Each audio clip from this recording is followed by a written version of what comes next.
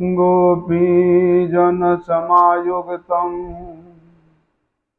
वृन्दावनमनोहरम्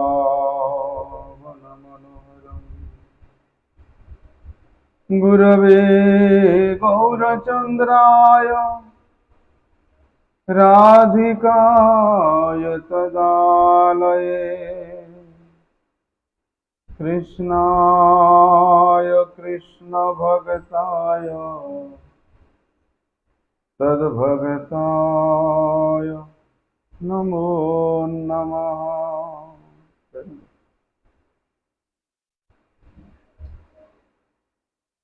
वंशाकल्पतरुर्भ्यश्च कृपा सिन्धुभ्य एव च पतितानां पावनेभ्यो वैष्णवेभ्यो नमो नमः। पतितपावन परम करुणामय परम आराध्यतम गुरुपाद पद्म नित्यलीला प्रविष्टम विष्णुपाद परमहंस परिव्राजकाचार्य अष्टोत्तर शत श्री श्रीमत् शिल भक्ति वल्लभ तीर्थ गोस्वामी गुरु महाराज जी के श्री अभय चरण कमल में अनंत कोटि साष्टांग दंडवत प्रणाम करते हुए उनकी अहेतु की कृपा प्रार्थना करते हैं। परम आराध्यतम शिक्षा गुरुपाद पद्म नित्य लीला प्रविष्टम विष्णुपाद परमहंस परिव्राजकाचार्य अष्टोत्तर शत श्री श्रीमत् शिल भक्ति विज्ञान भारती गोस्वामी महाराज के चरण कमल में अनंत कोटि साष्टांग दंडवत प्रणाम करते हुए उनकी अहेतु की कृपा प्रार्थना करता हूँ।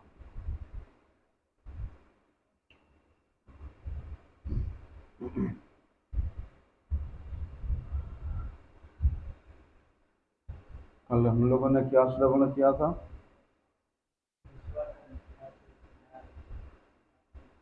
अच्छा,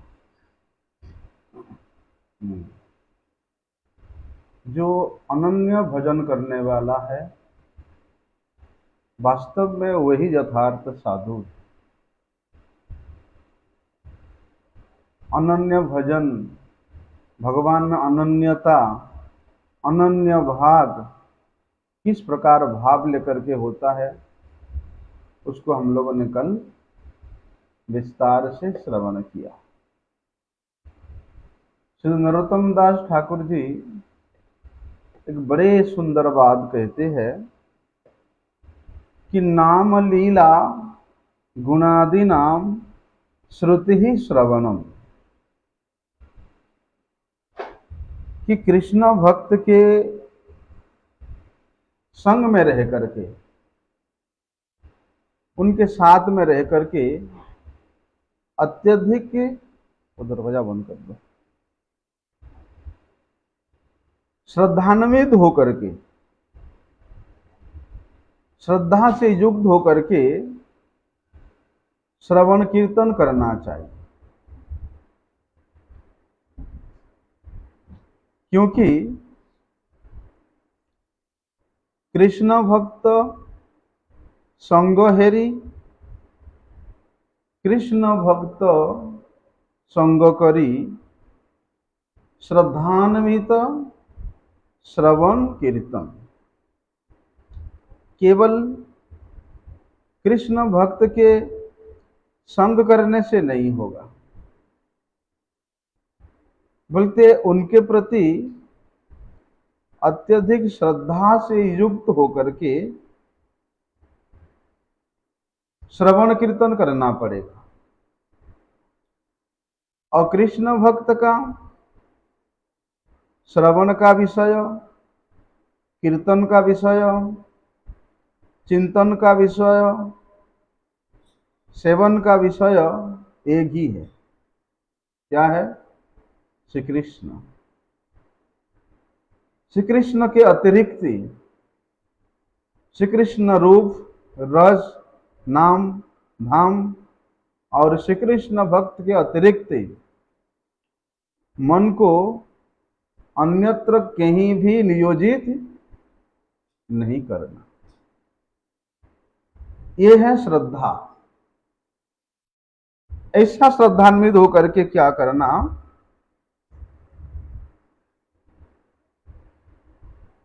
उनकी जो क्रिया है श्रवण कीर्तन ये सब करना है। क्योंकि भक्त का श्री कृष्ण सेवन के अलावा दूसरा कोई क्रिया होता ही नहीं है। देखने में लगता है भक्त सो रहा है, खा रहा है, घूम रहा है, लेकिन वे सोने में भी, वे खाने में भी, वे घूमने में भी उनका श्री कृष्ण सेवा ही हो रहा है। आहार निश्चय कृष्ण चिंत बलह बदने,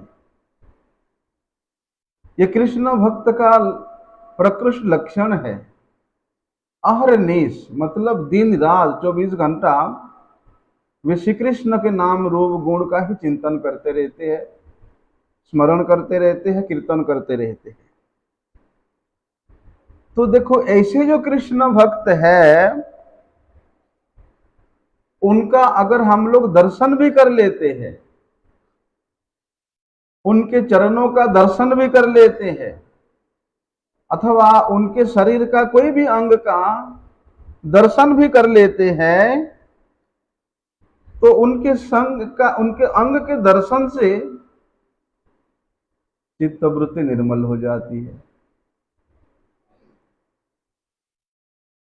और ये बात स्वयं नरोत्तम दास ठाकुर जी कहते हैं कि कृष्ण भक्त अंग हेरी, कृष्ण भक्त के अंग का, उनके दिव्य कलेवर का, उनके श्री चरणों का दर्शन करके, दर्शन करने मात्र से ही उसका परम कल्याण हो जाता है। साधुनाम दर्शनम मन्ये सर्व सिद्धि करम परम, जो परम सिद्धि है वे साधु जिस सद वस्तु के ऊपर मनोनियोग किए हैं, जिस सद वस्तु के चरणों में अपने आप को समर्पित किए हैं, जिन सद वस्तु के चिंतन में वे नित्य निरंतर व्यस्त रहते हैं, बोलते वे सत्य वस्तु के प्रति आसक्ति हो जाता है। वे सत्य वस्तु के प्रति, वे साधु का दर्शन करने मात्र से मनोनियोग हो जाता है, आकर्षण हो जाता है। क्यों? क्योंकि कृष्ण भक्त के अंग में साक्षात भगवान श्री कृष्ण चंद्र के सभी गुण प्रकाशित होती है। कृष्ण भक्ते सकल गुण करे संचार, अपनी भक्त में भगवान अपने सभी गुणों को संचार करते हैं। किसी किसी महानुभाव तो इस प्रकार व्यक्त करते हैं कि कृष्ण भक्त का दर्शन करने से ही श्री कृष्ण दर्शन के आनंद अनुभव होता है। श्री कृष्ण दर्शन करने का जो फल है उससे कहीं अधिक गुना फल उनके ऐसे अनन्य भक्त का दर्शन करने से प्राप्त हो जाता है। हो सकता है साक्षात भगवान का दर्शन करने से प्रेम प्राप्ति ना हो, लेकिन वे सुदुर्लभ प्रेम उनके परम प्रिय भक्त जनों का दर्शन करने से प्राप्त हो जाता है। और ये निश्चित रूप से है, क्योंकि साधु जनों के शरीर से ऐसी तन्मात्राएं, कैसे तन्मात्राएं बोलते, परम शुद्ध तन्मात्राएं, चिन्मय तन्मात्राएं, पवित्र तन्मात्राएं निकलती रहती है।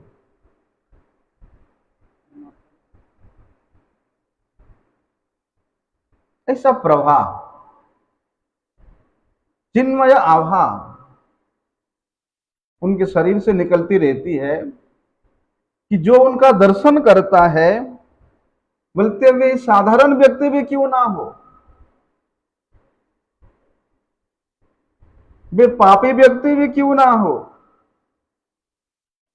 वे दुराचारी व्यक्ति भी क्यों ना हो, यदि ऐसे कृष्ण भक्त का दर्शन हो जाता है तो वो भी संक्रमित हो जाता है। किसमें संक्रमित हो जाता है बोलते, भजन की संपत्ति प्राप्त करके वे भी कृतार्थ हो जाता है। इसलिए श्री कृष्ण का दर्शन करने से जो फल की प्राप्ति हो भी सकती है, नहीं भी हो सकती है, लेकिन उनके अनन्य भजन करने वाला भक्त का दर्शन करने से, उनके अंग का, उनके चरणों का दर्शन करने से ये 100% गारंटी है कि वे सिद्धि को प्राप्त करेगा, परम सिद्धि को प्राप्त करेगा। और परम सिद्धि तो एकमात्र श्री कृष्ण प्रेम ही है, प्रेम को प्राप्त करेगा।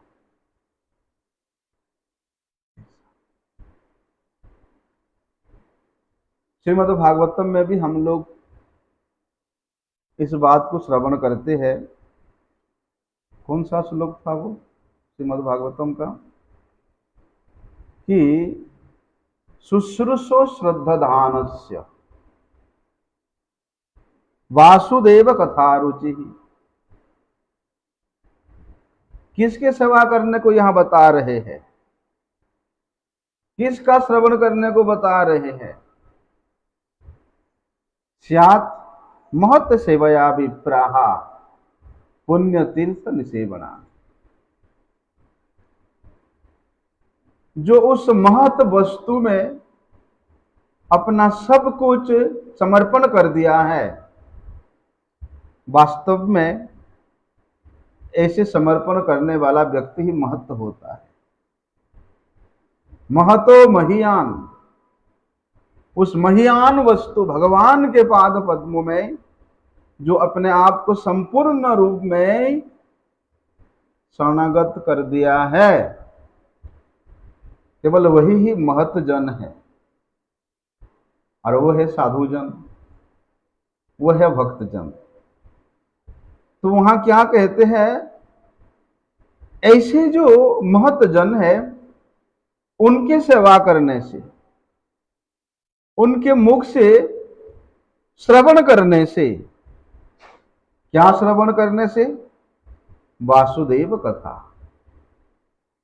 भगवान वासुदेव के कथा को उनके महत जनों के मुख से श्रवण करने से क्या होता है, रुचि की प्राप्ति होती है। वासुदेव कथा रुचि ही। लेकिन श्रवण करने का वहां तरीका बताया है कि श्रद्धानस्य, अत्यधिक श्रद्धान्वित होकर के, श्रद्धा से युक्त होकर के करना पड़ेगा। और महत्व से बजा, मेरे भक्तों का सेवा करते हुए क्या होता है, वे व्यक्ति सभी प्रकार के पापों से मुक्त हो जाता है, उसका चित्त निर्मल हो जाता है, वे परम पवित्र हो जाता है। और ऐसे पवित्र अवस्था में वे श्री कृष्ण सेवन करने का अधिकारी होता है ना।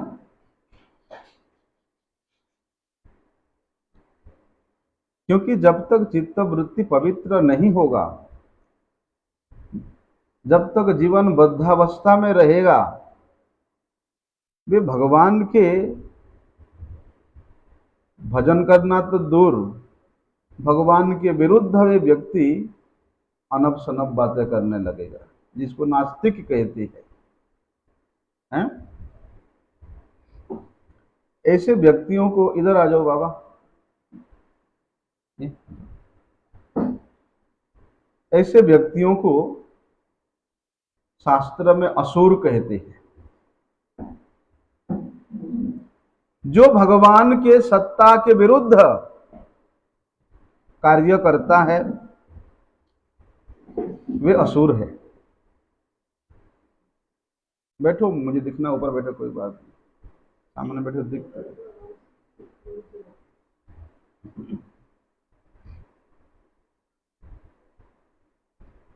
भगवान को नहीं मानने वाला, भगवान के विरुद्ध कार्य करने वाला, भगवान के विरुद्ध बोलने वाला जो द्विपद मनुष्य है, चाहे वो ब्राह्मण हो, चाहे वो क्षत्रिय हो, चाहे वो वैश्य हो, शूद्र हो, चाहे वो ब्रह्मचारी हो, गृहस्थी हो, वानप्रस्थी हो, सन्यासी हो। या भैया जोता पहन के मंदिर के सामने प्लीज, उधर।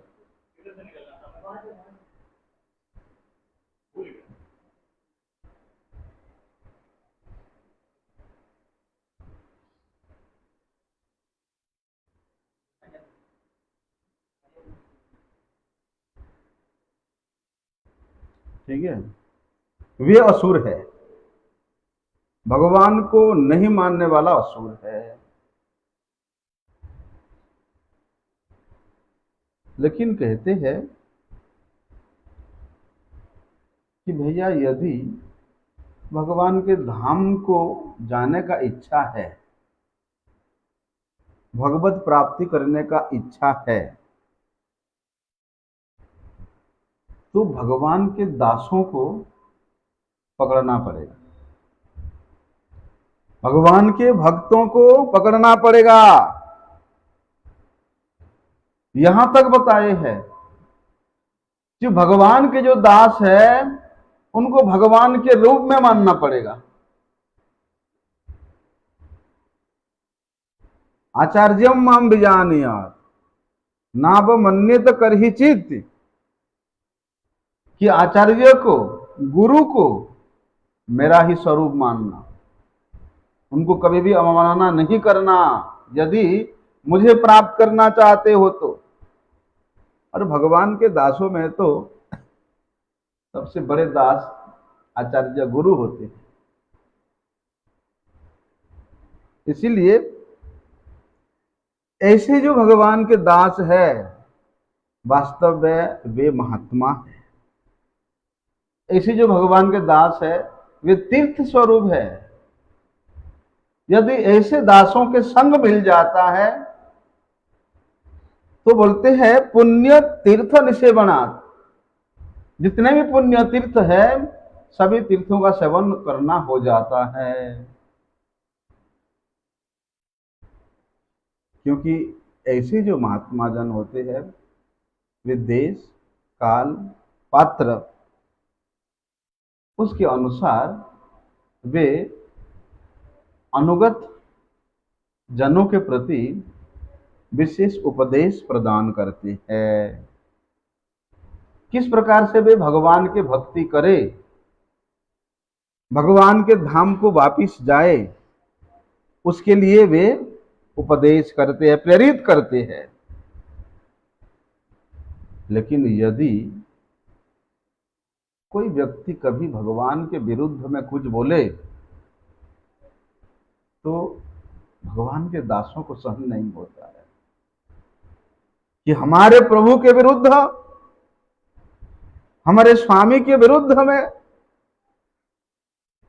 वे दासों को सहन नहीं होता है। भगवान श्री चैतन्य महाप्रभु जी ने, यद्यपि वे स्वयं भगवान है,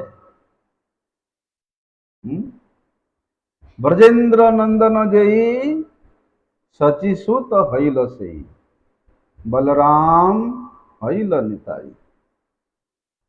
साक्षात ब्रजेंद्र नंदन श्री कृष्ण ही भगवान श्री चैतन्य महाप्रभु है। साक्षात बलदेव जी ही श्री नित्यानंद प्रभु है। लेकिन यहाँ दोनों भाई भक्त के रूप में भक्त के संपूर्ण लक्षण को लेकर के प्रकट हुए हैं। यदि कोई व्यक्ति भगवान श्री चैतन्य महाप्रभु जी को ईश्वर के रूप में बोल देता है, भगवान के रूप में बोल देता है, तो श्रीमन महाप्रभु जी अपने कानों में हाथ देते, क्योंकि वे भक्त के रूप में, दास के रूप में प्रकट हुए हैं। स्वयं के भगवत्ता को प्रकाशित करना नहीं चाहते हैं, स्वयं को भगवान के, ईश्वर के रूप में प्रकाश करना नहीं चाहते हैं। उल्टा वे स्वयं भगवान होकर के भगवान का ही नाम कीर्तन में हमेशा मस्त है। इसलिए देखो, भगवान के जो दास होते हैं वे भगवान के वार्ता को, भगवत कथा को इस जगत में प्रचार करने के लिए, प्रसार करने के लिए भगवान के इच्छा से ही आते हैं। इसलिए जब भगवत इच्छा से भक्त जनों का यहां संग प्राप्त हो जाता है, तो वैसे संग को छोड़ करके ऐसा कौन महामूर्ख होगा जो अन्यत्र कहीं लगेगा। क्योंकि इन भक्तों के मुख से श्रद्धा युक्त होकर के यदि श्री कृष्ण कथा श्रवण करें, तो उसके लिए श्रीमद् भागवत कहते हैं कि शृण्वतः श्रद्धया नित्यम पुण्य श्रवण कीर्तन। और ये श्रवण करने का सुयोग कहां से मिलता है? इन भक्तों से मिलता है, इन महात्मा लोगों से मिलता है।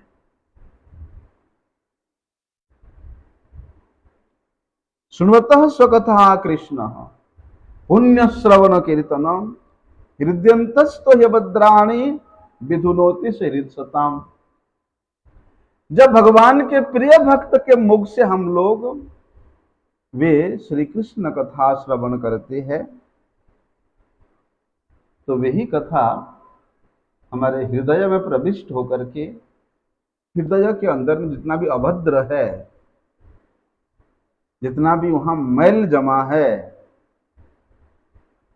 जितना भी विषय आसक्ति रूपी अनर्थ है, उसको विधुनोति अर्थात उसको एकदम परिष्कार कर सुहृद सताम, और वे व्यक्ति को भगवान अपना सुहृद बना ले। यदि सताम भक्त जनों का सुहृद हो गए, भक्त जनों का प्यारा हो गए, तो भगवान कभी आपको नकार नहीं सकता है। इसलिए वहां पर श्री नरोत्तम दास ठाकुर जी बड़े सुंदर बात कहते हैं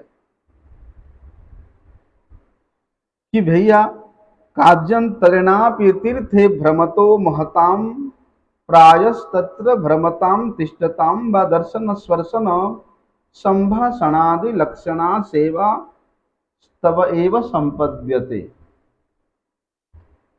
यदि कोई व्यक्ति भगवत धामों में भ्रमण करने के लिए आया, वृंदावन जैसे पवित्र धाम में भ्रमण करने के लिए आया,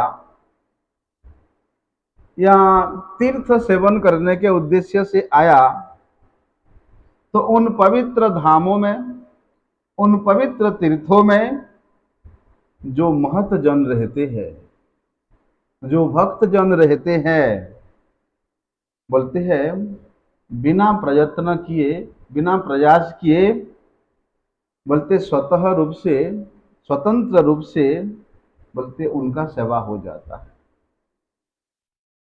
कैसे? दर्शन हो जाता है, दर्शन से उनमें आसक्ति होते, अरे भगवान के भक्त का क्या स्वरूप है, हा?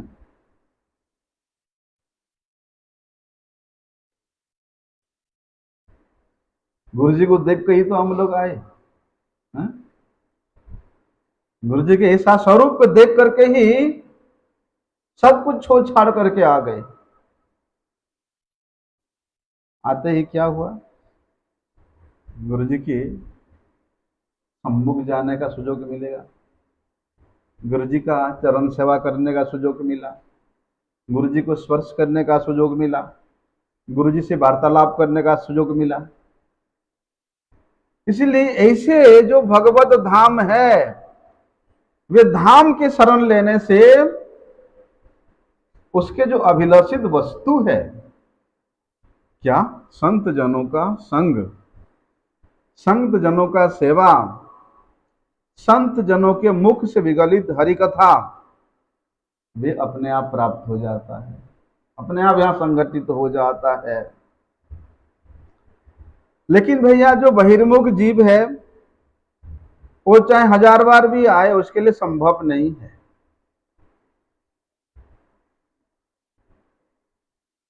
जो बहिर्मुख जीव है वो तो अनुसंधान भी करे, वे ढूंढे भी, तो ऐसे लोगों को उनके संग प्राप्त नहीं होता है। क्या कहते हैं, देखो श्री जीव गोस्वामी पाद जी ने कि तत्प्रभावेन तदिया चरणे श्रद्धा भवती, कि ऐसा प्रभाव है भगवान के भक्तों का, ऐसा एक आकर्षण है भगवान के भक्तों के रूप का, कि एक बार व्यक्ति श्रद्धा से दर्शन कर ले बस, तदीय चरणे श्रद्धा भवती, वे श्रद्धा उनके चरण में अटूट हो जाती है, उनके चरण में निश्चल हो जाती है। और भक्तों के चरण में यदि निश्चल श्रद्धा हो जाए, अटूट श्रद्धा हो जाए, फिर तो तदीय स्वाभाविक परस्पर भगवत कथायाम किमे ते संगयम्यन्ते तद सुनमेति तदिच्छा जायते, फिर हमेशा इच्छा होता है कि वे भगवत भक्त के सम्मुख ही बैठा रहूं, उनसे वार्तालाप करता रहूं, उनके मुख से भगवान के चरणों की महिमा को श्रवण करता रहूं। तदिच्छा जायते, इस प्रकार इच्छा जागृत हो जाती है।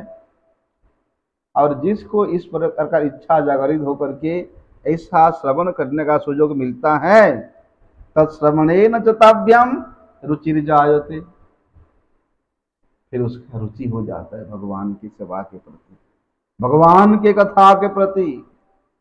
तथा च महत अभ्य एव श्रुत्वा झटिति कार्य करोति भावः, ऐसे नहीं कि आज दवाई खाए तो 1 महीना बाद काम आया, ऐसा नहीं।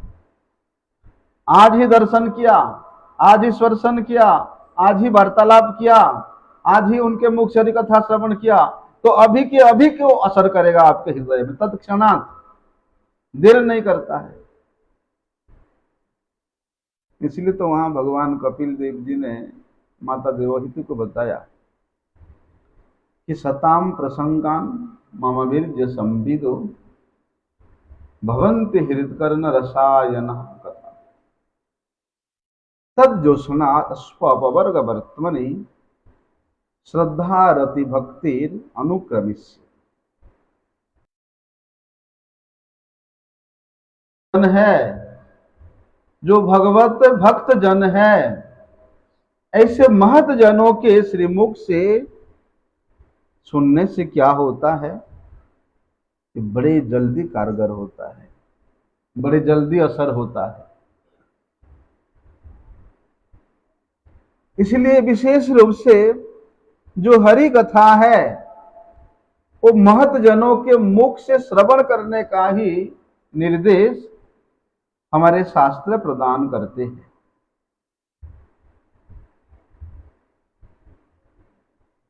जो असत जन है, जो बहिर्मुख जन है, जो अभक्त है, अवैष्णव है, चाहे वे व्यक्ति कितनी रसिला युक्त रस से युक्त होकर के कितने भाव भंगिमा को प्रकट करते हुए, कितने सुर ताल को प्रकट करते हुए आपको मनोरंजन कराए, बोलते हैं वे कथा, वे कीर्तन आपके हृदय के वृत्ति को कभी भी नहीं बदल सकता है।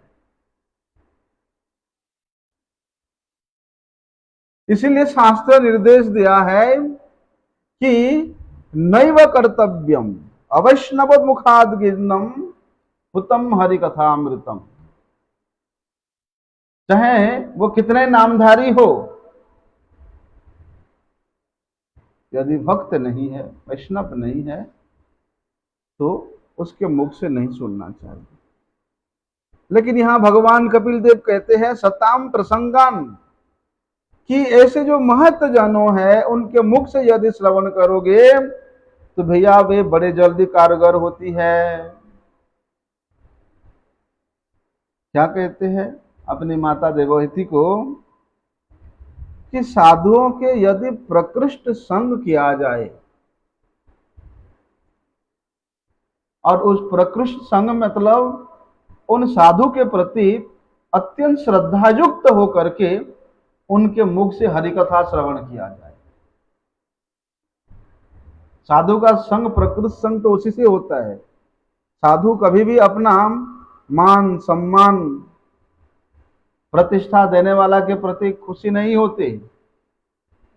अरे नहीं नहीं, वो मुझे बड़ी प्रतिष्ठा देता है, मुझे बड़े सम्मान देता है, मुझे प्रणाम करता है, इसलिए वो मेरा प्यारा है। नहीं, बोलते हैं जो व्यक्ति श्रद्धान्वित होकर के केवल साधु के मुख से सद वस्तु भगवान के विषय में श्रवण करता है, वे ही साधु का सबसे बड़ा प्यारा है। क्योंकि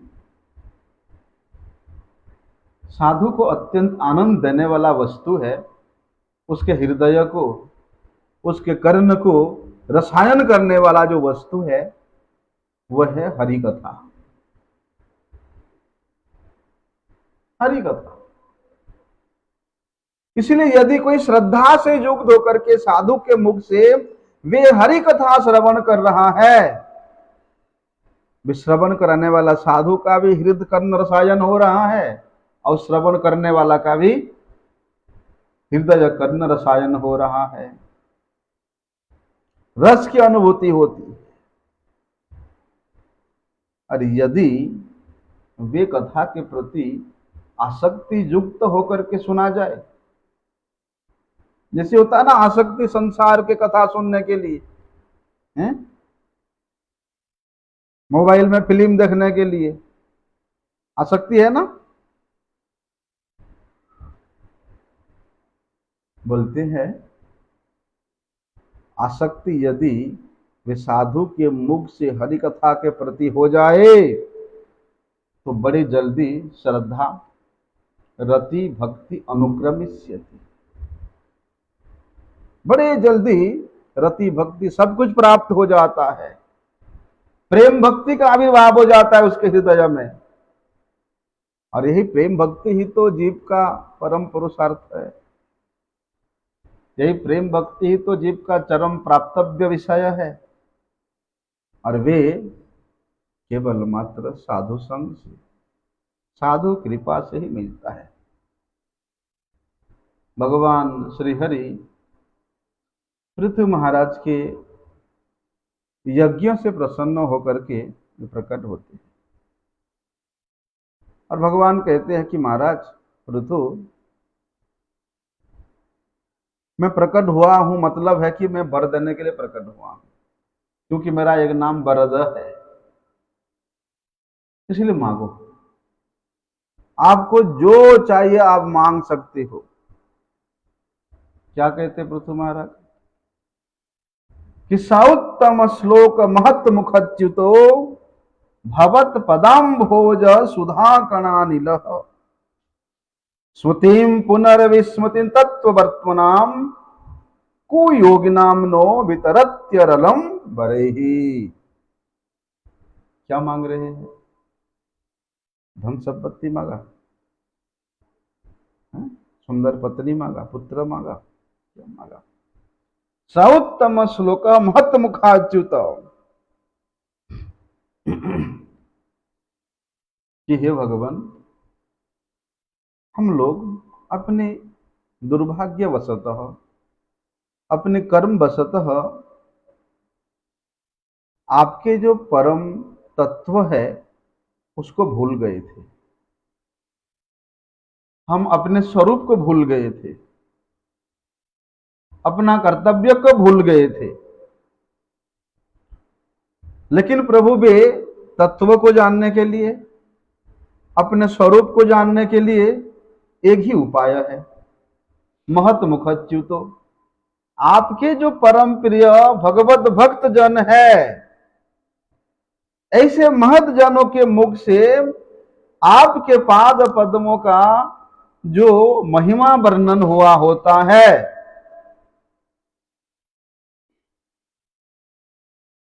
सुनवंती गायंती स्मरंती साधवः, बोलते आपके पाद पद्मों का जो माधुर्यमय स्वरूप सौरभ है, जो माधुर्यमय वहां से रस का निसृत होता रहता है, और जिसको वे महत जन, वे साधु जन सुनवंती गायंती स्मरंती साधव, नित्य निरंतर वे श्रवण करते रहते, गायन करते रहते, स्मरण करते रहते हैं। ऐसे आपके जो लीला कथा रूप अमृत है, वे अमृत के प्रति, वे लीला कथा के प्रति हमारे हृदय में आसक्त हो जाए।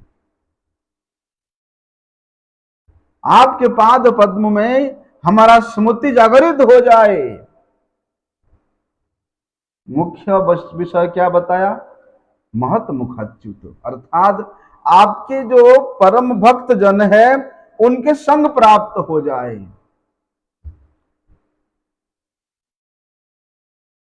संग का मतलब ये नहीं है कि अरे हमने अभी बड़े बड़े महंत का संग करके आया, कि उनके भजन कुटीर में जाकर के बैठे, उनसे ढेर सारे संसार की वार्तालाप किया है, अपने शरीर के बारे में वार्तालाप किया, ये बीमारी है, वो बीमारी है, ये हो गया, अमुक हो गया, ढिमुक हो गया, ऐसा संग नहीं। केवल उत्तम श्लोक, भगवान उत्तम श्लोक के चरणों की महिमा को श्रवण करके आया है, ऐसा संग। तो प्रभु आपके पाद पदों में जैसे हमारे स्मृति बनी रहे, क्योंकि हम स्वयं वे स्मृति लाने में असमर्थ है, आपके चरण कमलों में आसक्त होने में हम असमर्थ है, लेकिन वे योग कराने वाला आपका जो भक्त है, ऐसे भक्तों के मुख से हमें नित्य निरंतर हरिकथा श्रवण, आपके पाद पद्म की महिमा श्रवण करने को मिलता रहे। ऐसे जो महत जन है उनके मुख निर्गत जो कथा है वे परम साध्य भी है और वे साधन भी है। इसलिए जब ये साधन हरिकथा श्रवण रूप साधन से साध्य वस्तु की प्राप्ति हो रही है, तो फिर हम अन्य अन्य उपाय क्यों करें? क्यों करें अन्य अन्य उपाय? इतना सुलभ है संत के मुख से हरिकथा में कृष्ण प्राप्ति करना। इसीलिए कहते हैं प्रभु नो वितरल्यम पर ही, अन्य कुछ नहीं चाहिए। हाँ, यदि आपके देने का इच्छा है, बोलते हैं आप हमें करोड़ों करोड़ों कर्ण दे दीजिए, कान। अरे भैया इतना कान क्या करोगे? प्रभु आपके लीला कथा इतना मधुर है, ये 2 कानों में श्रवण करके तृप्ति नहीं मिलता है। उसको श्रवण करने के लिए हमें करोड़ों कान मिल जाए, और ऐसे ही करोड़ों जिह्वा मिल जाए। एक जिह्वा से आपके नाम गान करते करते संतुष्टि नहीं हो रहा है, इसलिए करोड़ों जिह्वा दे दीजिए। साक्षात भगवान सामने प्रकट है, वर की याचना कर रहे हैं। अब पृथु महाराज क्या वर मांग रहे हैं देखो, है ना? इसलिए क्या कहते हैं कि भैया ये जो ज्ञान है ये किसी नास्तिक पुरुष के पास जाकर के नहीं मिलता है, किसी अज्ञानी पुरुष के पास जाकर के नहीं मिलता है। अरे स्वयं शंकराचार्य जी ने यहां तक बताया महाराज। जिन शंकराचार्य जी को मायावाद के मूल स्रोत के रूप में वेद वर्णन करता है, वे शंकराचार्य जी वे स्वयं यहां तक बताते हैं कि तस्मादम अस्तिति ब्रुवतो अस्तित्ववादिन आगमार्थ अनुसारिण, कि भैया वे ब्रह्म को जानने के लिए किसी नास्तिक पुरुष का संग करने से कभी नहीं होगा। जिस नास्तिकतावाद रूप शास्त्र का स्वयं भगवान शंकराचार्य के रूप में प्रणयन किए हैं, वे शंकराचार्य जी का उक्ति है तद ब्रह्म उपलभ्यते न कथंचित न उपलभ्यते इत्यर्थः। नास्तिक व्यक्ति का संग करके तुमको कभी भी वे ब्रह्म वे पर ब्रह्म की प्राप्ति में सहायक नहीं हो सकता है। जो आस्तिक है तस्मादम अस्तिति ब्रुवतो अस्तित्ववादिन, जो भगवान के अस्तित्व को मानते हैं, जानते हैं, अनुभव कर, ऐसे जो आस्तिक महापुरुष है उनके संग के अतिरिक्त दूसरा कोई उपाय नहीं है उस ब्रह्म को जानने के लिए। श्रीमद् भगवद गीता में भी तो इस बात है। कौन सा? उपदीक्षन्ति ते ज्ञानम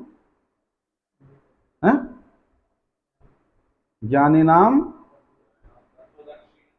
तत्वदर्शिना। देखा कि भैया तत्वदर्शी जो ज्ञानी महापुरुष है उनके पास जा करके ही विधि पूर्वक उस ज्ञान को प्राप्त किया जा सकता है। लेकिन वहां भगवान ने अर्जुन को उपदेश दिया है। भगवान के उपदेश का अभिप्राय ये नहीं था कि अर्जुन को किसी ज्ञानी पुरुष के पास भेजने के लिए,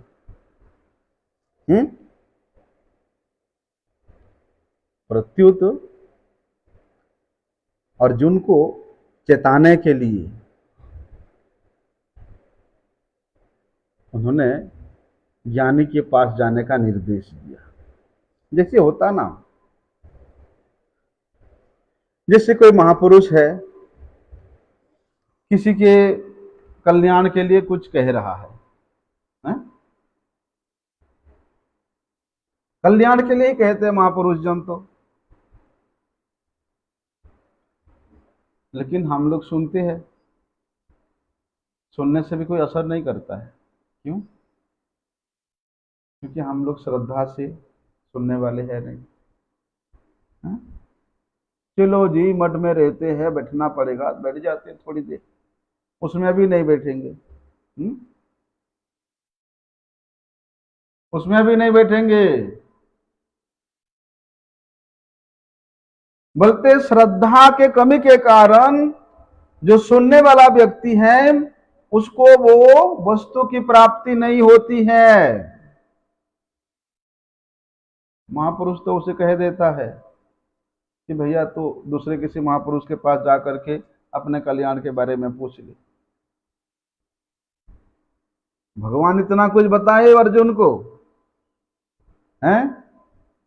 कहते ठीक है, यदि मेरी बात तुमको नहीं जचती है, मेरे बात में तुमको इतना दृढ़ता नहीं है, तो किसी ज्ञानी पुरुष के पास जा, और ज्ञानी पुरुष के पास जाने से जो प्रणाली है उसके अनुसार तुम ज्ञान की प्राप्त कर। क्या है प्रणाली? ज्ञान प्राप्त करने का प्रणाली क्या है? सबसे पहले तो भैया कर्मों को त्यागना पड़ेगा। कर्मों का जो स्वरूप है उसको त्यागना पड़ेगा। फिर जिज्ञासा करके, जिज्ञासा का भाव लेकर के जो श्रोत्रिय है, ब्रह्मनिष्ठ है, ऐसे गुरु के पास जा करके विधि पूर्वक ज्ञान प्राप्त करना।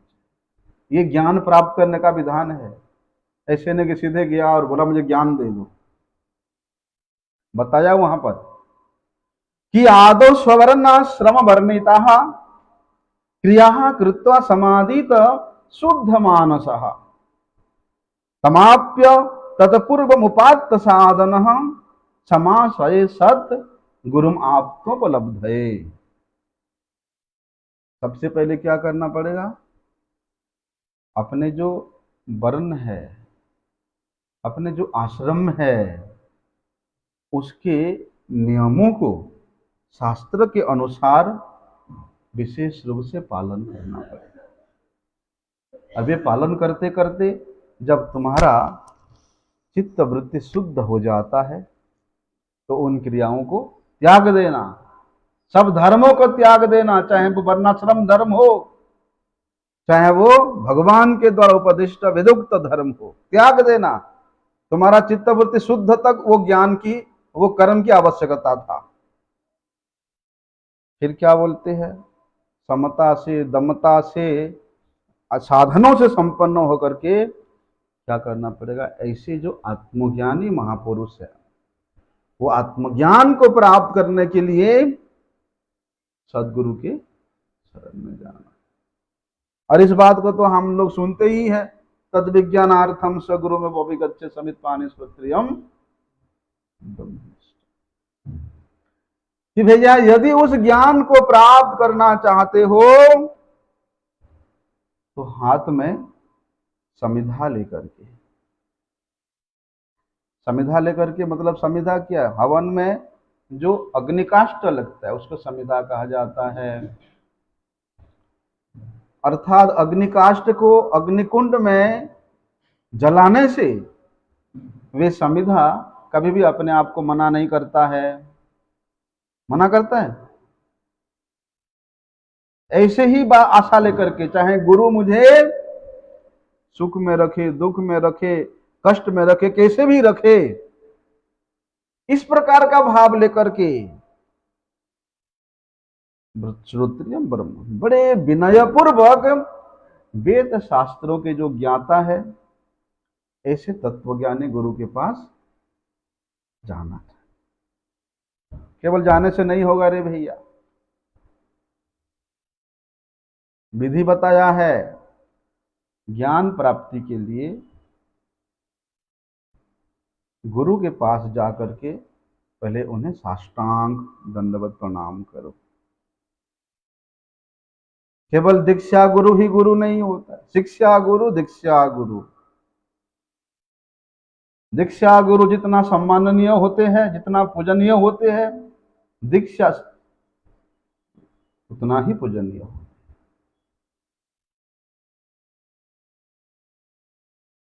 मतलब क्या है, गुरु के पास अत्यंत निज होकर के जाना पड़ेगा। अपने आप को पशु तुल्य दंते तीर्ण करी दाना इव निष्कपटे, दांत में तिनका लेकर के, घास लेकर के जाना, अर्थात मैं पशु हूं, अर्थात मेरे में कोई बल नहीं है, ना छे धर्म बल ना ही ज्ञान बल, जागो जोगो तपो धर्म ना छे संबल। मेरे पास कुछ नहीं है, मैं नितांत दुर्बल हूं, नितांत अज्ञानी हूं, फिर भी मैं आपके चरणों में पड़ा हुआ हूं। निचवत सेवते सदगुरुम,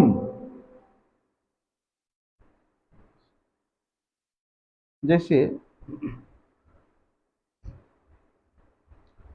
अपने शरीर के द्वारा, अपने व्यवहार के द्वारा, अपने वेशभूषा के द्वारा, अपनी वार्तालाप के द्वारा, जैसे कभी भी किसी भी प्रकार से गुरु का निरादर ना हो जाए, गुरु का तिरस्कार ना हो जाए, इसलिए बड़े नम्रता से, बड़े सरलता से, जिज्ञासु का भाव लेकर के उनके पास जाए, उनकी सेवा करे, अपने आप को उनके चरणों में समर्पित कर दे, उनके अधीन हो जाए, शरीर को भी और जो शरीर संबंधी जो वस्तु है उसको भी श्री गुरु के चरणों में अर्पण कर दे। साष्टांग दंडवत प्रणाम करके शरीर और सेवा से अपनी वस्तुओं को श्री गुरु चरणों में अर्पण करें।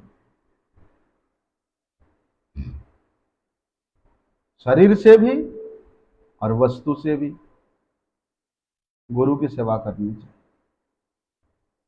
जिससे भी प्रसन्न हो, जिससे भी खुशी हो, ऐसा प्रयास, ऐसा काम करें। उनकी प्रसन्नता प्राप्त करना है तो हमेशा अपने आप को उनके अधीन रह करके ही चलना पड़ेगा, उनके राजी में राजी होना पड़ेगा, उनके मन के अनुसार, उनके इच्छा के अनुसार, उनके संकेत के अनुसार, उनके आज्ञा के अनुसार ऐसा अनुकूल सेवा करो, ऐसा अनुकूल व्यवहार करो, ऐसा अनुकूल कार्य करो। ये वास्तविक सेवा होता है। गुरु बोलने के बाद ही हम लोग करेंगे, नहीं। जो वास्तविक शिष्य होता है वे गुरु के मन को जान लेता है कि ऐसा करने से हमारे गुरु जी प्रसन्न होंगे। गुरु जी संकेत करने मात्र से शिष्य समझ जाता है कि वो करना है। और वैसे भी जो संत महापुरुष होते हैं भैया, उनका सबसे बड़ी सेवा होता है कि उनके सिद्धांत के अनुसार, उनके उपदेश के अनुसार अपने जीवन को ऐसे ही बना लो, ऐसे बना लो। ना जी ना, हम तो विद्वान हो गए, हम ज्ञानी हो गए, हम बड़े महंत बन गए, अब तो हम नया नया तत्व, नया नया सिद्धांत, नई नई भाव प्रकट करके हम प्रचार करेंगे। नहीं, वे कभी शिष्य नहीं हो सकता है। गुरु के सिद्धांत को छोड़ करके, गुरु के उपदेश को छोड़ करके, गुरु के परंपरा अनुयायी जो तत्व है उसको छोड़ करके आप यहां प्रतिष्ठा प्राप्त करने के लिए कितने भी माध्यम बना लो, वो सब बेकार है, बेकार है। क्योंकि श्री गुरु को सिद्धांत जितना प्रिय होते हैं उतना अपना शरीर नहीं प्रिय होता है। अरे सिद्धांत के रक्षा करने के लिए गुरुजन तो अपने प्राण तक, अपने शरीर तक सहर्ष त्याग कर देते हैं, और वे सिद्धांत के आप छोड़ करके अलग अलग सिद्धांत बना रहे हो, अलग अलग तत्व बना रहे हो। इसलिए जो सच्चा सेवक होता है वे बड़े दृढ़ता पूर्वक श्री गुरुदेव के सिद्धांत को पालन करता है, केवल भगवत तत्व को जानने के लिए जिज्ञासु भाव लेकर के बड़े सरलता से, बड़े विनम्रता से श्री गुरुदेव के पास जाकर के उनके प्रश्न करे उनसे।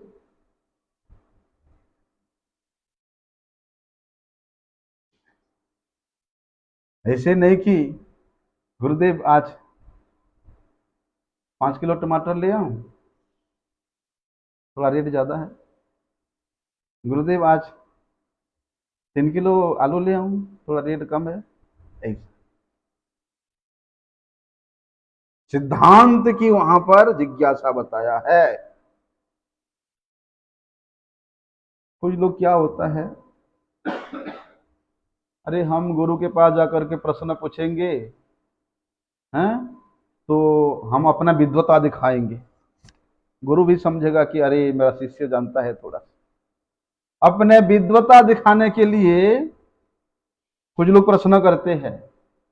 10 लोग बैठे, 10 शिष्य, उसमें से एक शिष्य, अरे अगर इनके बीच में मैं ही थोड़ा प्रश्न करूंगा तो सब मुझे विद्वान समझेंगे हैं? ऐसा तो एक शिष्य आया था शिष्य बनने के लिए, वो बोलता है कि गुरुजी का जितना शिष्य है मैं सबको पार करके, मतलब सबको नीचा करके मैं सबसे प्रिय बनूंगा। नहीं, मेरे गुरुजी के सब प्यारे हैं, मेरे गुरुजी के सब प्रिय है, मैं ही एकमात्र अधम हूं। इस प्रकार का भाव लेकर कुछ लोग क्या करते हैं परीक्षा लेने के लिए, अरे देखो तो मैं ऐसा प्रश्न करके मेरे गुरुजी में कितना ज्ञान है। परीक्षा लेने का आशा लेकर के भी कुछ लोग प्रश्न करते हैं।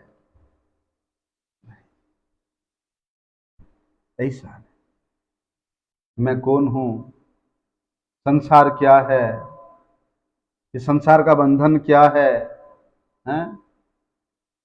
भगवत प्राप्ति कैसे होता है, भगवत अनुभूति कैसे होता हैं? मैं इतना हरिनाम कर रहा हूं, इतना सेवा कर रहा हूं, फिर भी मुझे कोई साधन का अनुभव क्यों नहीं हो रहा है। जो जी बाधा आ रहे साधन में, उन बाधाओं को मैं कैसे दूर कर सकूं। इतने तत्व की बात सुनता हूं, फिर भी मुझे समझ में क्यों नहीं आता है। बोलते ये सारे प्रश्न श्री गुरुदेव के पास जाकर के केवल अपने बोध के लिए, अपने जानने के लिए, गुरुदेव को परीक्षा करने के लिए नहीं। जैसे जैसे जिज्ञासा हो वैसे वैसे करें। तो वहां नरोत्तम दास ठाकुर इस बात को बताते हैं कि भैया अंतःकरण की शुद्धि के लिए ज्ञान की आवश्यकता है। लेकिन जैसे ही अंतःकरण शुद्धि हो जाता है, वे ज्ञान को भी किनारा कर देना। और जो उत्तम अधिकारी है, उत्तम सेवक है, उत्तम भक्त है, नित्य प्रति उनके मुख से हरि कथा श्रवण करते रहना। तब जाकर के क्या होता है वहां पर भैया